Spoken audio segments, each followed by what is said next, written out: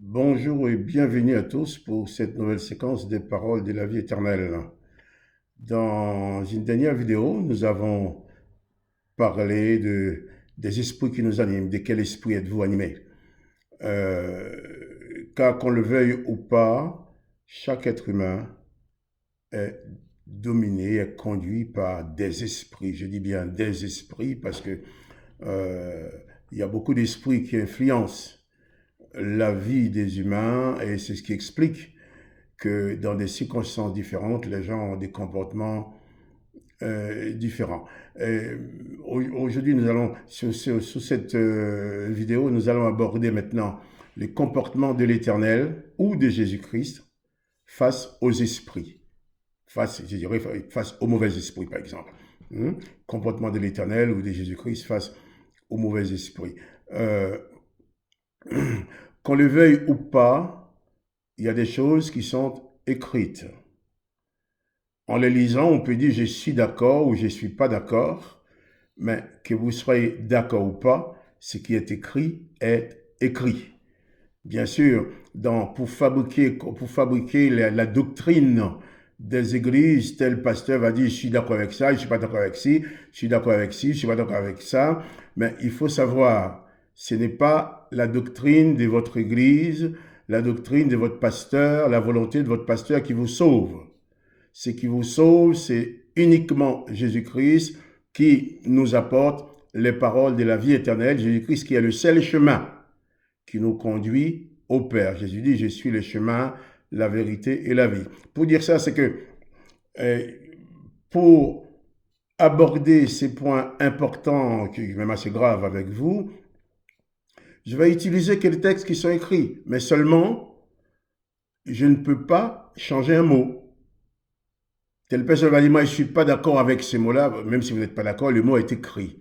Donc, où nous allons respecter les écrits de l'Ancien et Nouveau Testament et laisser chaque mot à sa place, ou effectivement, pour fabriquer notre doctrine ou faire croire aux gens ce que nous voulons leur faire croire, nous allons dire, ah non, il y a tel mot, mais je ne suis pas d'accord, il y a tel mot, c'est pas... Oui, vous n'êtes pas d'accord, mais que vous soyez d'accord ou pas, ce qui est écrit est écrit. Si nous voulons suivre les Écritures, nous devons en tenir compte. Donc, comportement de l'Éternel ou de Jésus-Christ face au mauvais esprit.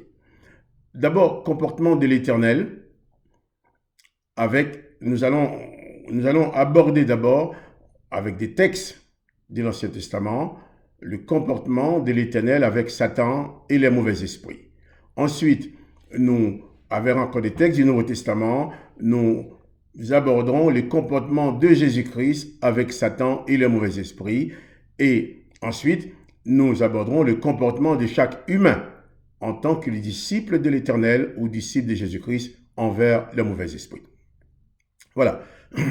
En tant que croyants, nous sommes tous conscients de l'existence des esprits autour de nous, qu'ils soient bons ou mauvais. Il en est question dans l'Ancien Testament et dans le Nouveau Testament. Les chrétiens disent souvent qu'ils veulent être conduits par l'Esprit. Mais ça, je peux vous garantir vraiment qu'à chaque moment de la vie, nous sommes toujours conduits ou même dominés par un esprit, en bien ou en mal. Tout ce que nous faisons, il y a toujours un esprit derrière. Donc, l'objectif de cette vidéo d'aujourd'hui est que chacun de nous soit capable de se positionner afin de savoir avec certitude par quel esprit il est conduit et le comportement à adopter à l'égard des esprits.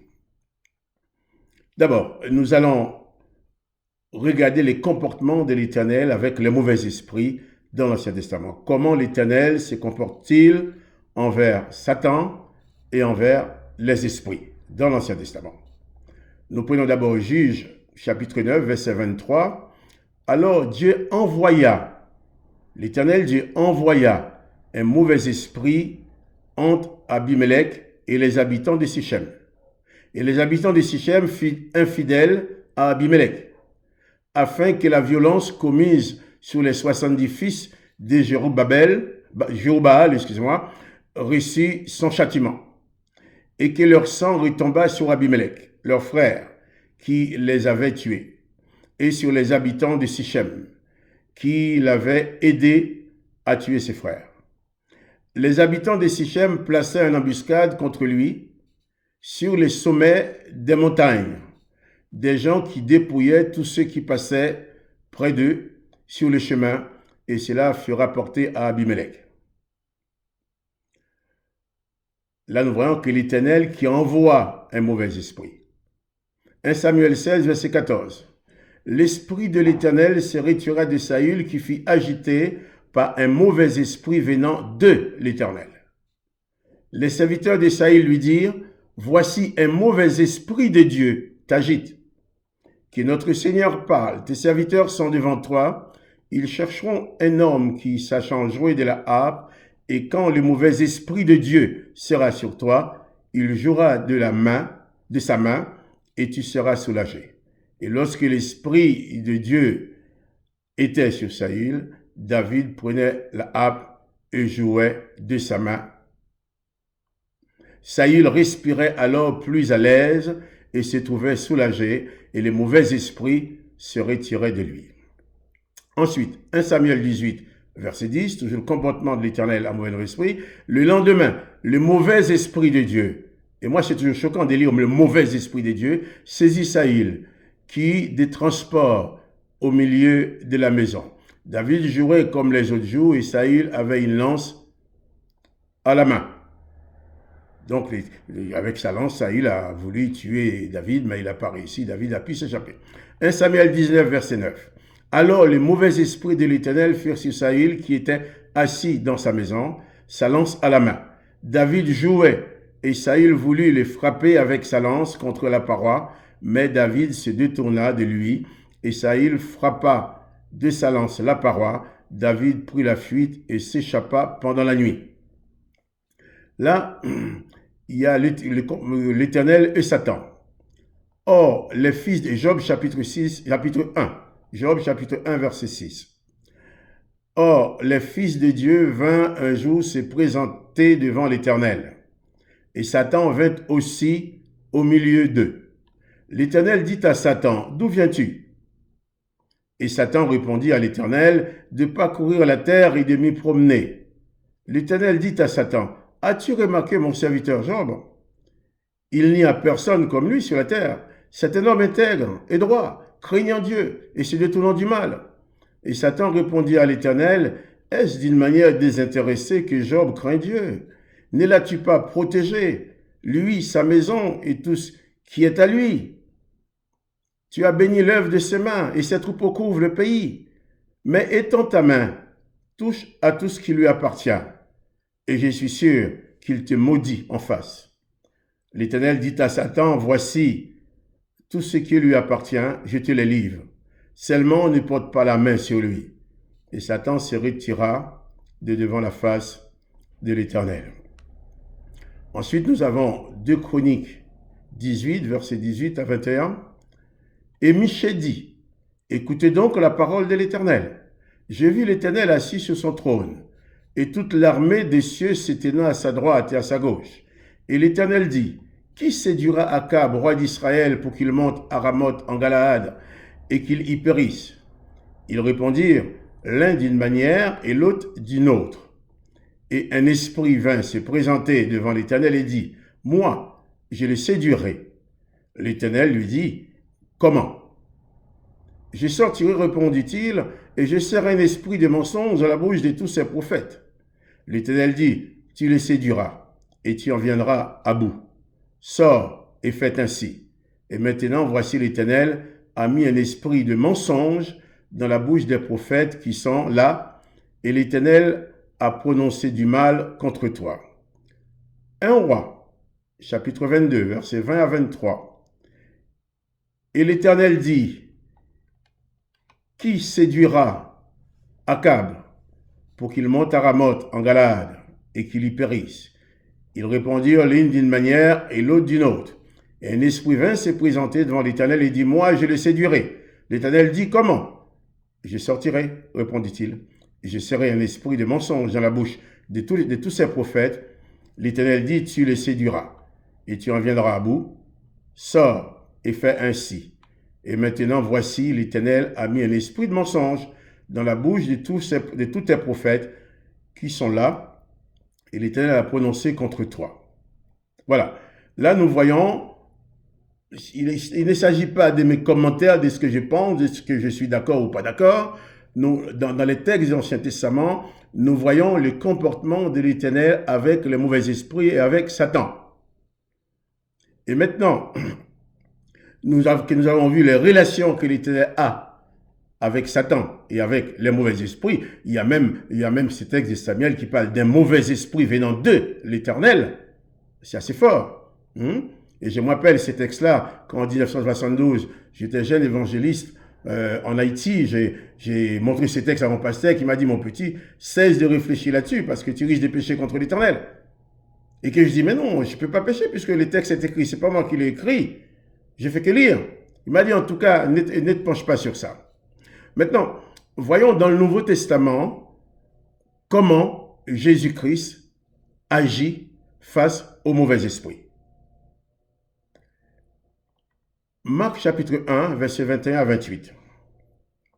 Il se rendit à Capernaum le jour du sabbat. Jésus entra d'abord dans la synagogue et il enseigna. Ils étaient frappés de sa doctrine, car il enseignait comme ayant autorité et non pas comme les scribes. Il se trouva dans leur synagogue un homme qui avait un esprit impur et qui s'écria, « Qu'y a-t-il entre nous et toi, Jésus de Nazareth? Tu es venu pour nous perdre. Je sais qui tu es, le Saint de Dieu. » Jésus le menaça, disant, « Tais-toi et sors de cet homme. » Et l'esprit impur sortit de cet homme en l'agitant avec violence et en poussant un grand cri.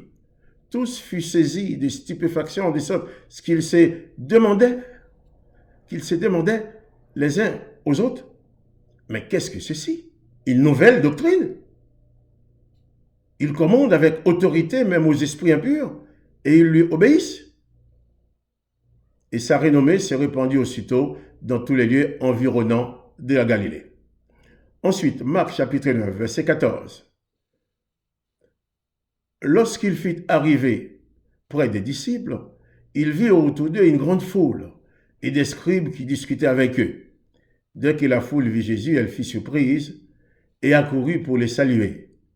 Il leur demanda, « Sur quoi discutez-vous avec eux ?» Et un homme de la foule lui répondit, « Maître, j'ai amené auprès de toi mon fils qui est possédé d'un esprit muet. En quelque lieu qu'il le saisisse, il le jette par terre, l'enfant écume, grince des dents et devient tout raide. J'ai prié tes disciples de chasser l'esprit, et ils n'ont pas pu. » Race incrédule, leur dit Jésus, « Jusqu'à quand serai-je avec vous? Jusqu'à quand vous supporterai-je? Amenez-le-moi. » On le lui amena. Et aussitôt que l'enfant vit Jésus, l'esprit l'agita avec violence et tomba par terre et se roulait en écumant. Jésus demanda au Père, « Combien y a-t-il de temps que cela lui arrive? » « Depuis son enfance, répondit-il. Et souvent l'esprit l'a jeté dans le feu et dans l'eau pour le faire mourir. Mais si tu peux quelque chose, viens à notre secours. Aie compassion de nous. » Jésus lui dit, « Si tu peux, tout est possible à celui qui croit. » Aussitôt, le père de l'enfant s'écria, « Je crois, viens à mon secours. Je crois, viens au secours de mon incrédulité. » Jésus, voyant accourir la foule, menaça l'esprit impur et lui dit, « Esprit muet et sourd, je te l'ordonne, sors de cet enfant et n'y rentre plus. » Et ils sortirent en poussant des cris et en l'agitant avec une grande violence. L'enfant devient comme mort, de sorte que plusieurs disaient qu'il était mort. Mais Jésus, l'ayant pris par la main, le fit lever et il s'étint debout. Maintenant encore, Luc, chapitre 4, versets 33 à 37. Il se trouva dans la synagogue un homme qui avait un esprit de démon impur et qui s'écria d'une voix forte, « Ah, qu'y a-t-il entre nous et toi, Jésus de Nazareth? Tu es venu pour nous perdre. Je sais qui tu es, le Saint de Dieu. Jésus le menaça, disant, tais-toi et sors de cet homme. Et le démon le jeta au milieu de l'assemblée et sortit de lui sans lui faire aucun mal. Tous furent saisis de stupeur et ils se disaient les uns aux autres, quelle est cette parole? Il commande avec autorité et puissance aux esprits impurs et ils sortent. Et sa renommée s'est répandue dans tous les lieux d'alentour. Il y a encore beaucoup d'autres versets, mais on va prendre le temps de les lire parce qu'il ne s'agit pas de vous donner ma doctrine, vous dire ce que je pense. Moi, je vais rester avec vous seulement sous les écrits de l'Évangile et de l'Ancien Testament. Luc 13, verset 11. Et voici, il y avait là une femme possédée d'un esprit qui la rendait infime depuis 18 ans. Elle était courbée et ne pouvait pas du tout se relever. Et cette femme-là aussi, Jésus l'a redressée, l'a guérie. Luc 9, verset 51-56. Lorsque le temps où il devait être enlevé du monde approcha, Jésus prit la résolution de se rendre à Jérusalem. Et il envoya devant lui des messagers qui se mirent en route et entraient dans un bouc de Samarie pour lui préparer un logement. Mais on ne le reçut pas, parce qu'il se dirigeait sur Jérusalem. Les disciples Jacques et Jean, voyant cela, dirent, « Seigneur, veux-tu que nous commandions que le feu descende du ciel et les consume ?» Jésus se tourna vers eux et les réprimanda, disant, « Vous ne savez pas de quel esprit vous êtes animés, car le Fils de l'homme est venu non pour perdre les âmes des hommes, mais pour les sauver. » Et ils allèrent dans un autre bourg. Voilà, nous voyons Jésus-Christ face au mauvais esprit. Il n'y a pas de compromis. Il n'y a pas de cordialité. Il n'y a pas de gestes amicaux. Et lorsque les gens voient Jésus chasser les démons, ils sont même étonnés, ils disent, mais qu'est-ce que c'est une nouvelle doctrine? On n'a jamais vu ça. Puisque de leur vie dans l'Ancien Testament, ils n'ont jamais vu un homme doté de l'autorité pour chasser un démon. Maintenant, le troisième point, comportement des humains avec les mauvais esprits. Le comportement des humains avec les mauvais esprits est toujours fonction de leur position en tant que disciples de l'Éternel ou du Père au travers de Jésus-Christ. Dans l'Ancien Testament, nous ne trouvons pas de récit d'intervention de Yahvé pour libérer un humain quelconque du pouvoir des mauvais esprits. Nous avons par contre plusieurs récits, dont nous avons lu quelques-uns tout à l'heure, qui nous montrent Yahvé utilisant Satan ou d'autres mauvais esprits en les envoyant et en leur donnant tout pouvoir contre les hommes. Et en quelque sorte, ces mauvais esprits, pour devenir un esprit de mensonge à la bouche des prophètes pour tuer Akab, étaient un missionnaire de l'Éternel. Ces mauvais esprits, sur le peuple de Sichem aussi, missionné par l'Éternel. Et le texte de Samuel qui nous dit qu'un mauvais esprit venant de l'Éternel tourmenta Saül. Et ça, les mots sont écrits. Ça peut nous choquer. Oui, c'est choquant. Mais c'est écrit. Il ne s'agit pas de dire je suis d'accord et je ne suis pas d'accord. Les écritures-là, nous ne pouvons pas les remplacer. Dans le Nouveau Testament, nous voyons exactement le contraire de ce qui se passe dans l'Ancien. Beaucoup de récits nous parlent de Jésus qui intervient en faveur des humains pour les libérer des mauvais esprits qui les tourmentent. Et même Jésus renverse la situation en donnant aux humains pouvoir sur les mauvais esprits, contrairement à ce qui se passe toujours dans l'Ancien Testament. Dans Marc chapitre 3, versets 13 à 15, il monta ensuite sur la montagne, il appela ceux qu'il voulut, et ils vinrent auprès de lui. Il en établit 12 pour les avoir avec lui, et pour les envoyer prêcher avec le pouvoir de chasser les démons. Là, ce ne sont pas des hommes soumis aux démons, mais ce sont des hommes qui ont doté du pouvoir du Christ venant du Père pour dominer sur les démons. Luc 9, verset 1. Jésus, ayant assemblé les 12, leur donna force et pouvoir sur tous les démons avec la puissance de guérir les malades. Matthieu 10, verset 8, Jésus dit, guérissez les malades, ressuscitez les morts, purifiez les lépreux, chassez les démons.